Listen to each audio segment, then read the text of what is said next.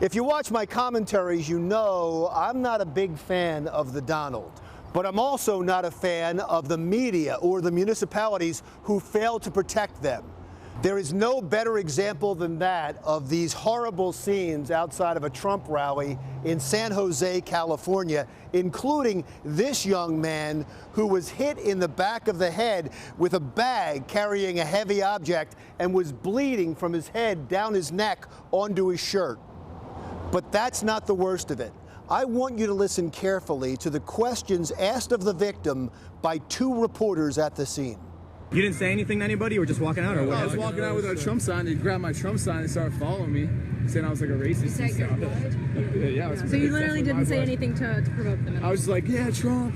The bias in those questions was thick.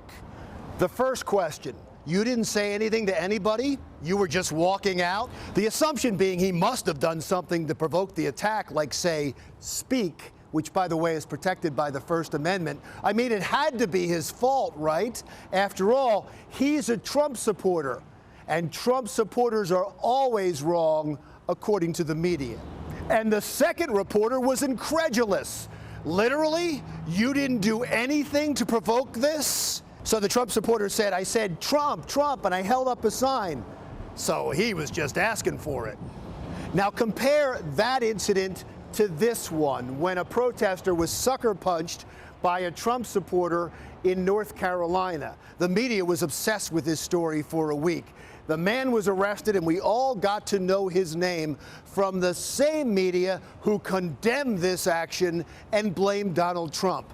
And if you're thinking I'm comparing apples to oranges because one involved a sucker punch, know that several people were sucker punched at the Trump rally in San Jose, too. About now, you might be asking, where are the police? Oh, they were there in riot gear and everything.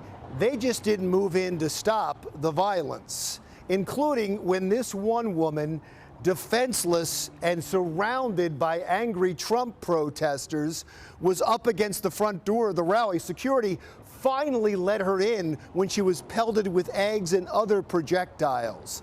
But again, the question is, where were the police? Several people reported calling 911 and either didn't get an answer or were put on hold. There were a couple of arrests, but none for assault. It sure did seem like police just let them go.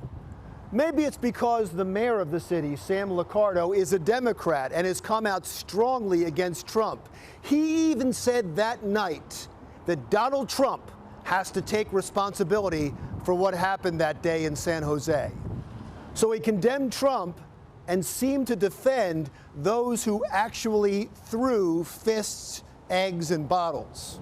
Again, just like the media, there seems to be a feeling that these actions are okay if they fit your political agenda. It's the very same victim blaming we're told to abhor. Think about it. The woman who was gang threatened, assaulted, and humiliated was wearing a Trump jersey. So I guess the argument is, look how she was dressed. I guess she was asking for it. Sound familiar? The mayor of San Jose is not fit for office if he allows citizens of or visitors to his city to be assaulted just because they don't agree with him politically. He needs to either step down or be impeached. And this is going to just get worse if the media doesn't start condemning it. Instead of blaming Trump, they should take a good hard look in the mirror. I'm Larry Mendte. See you again next week.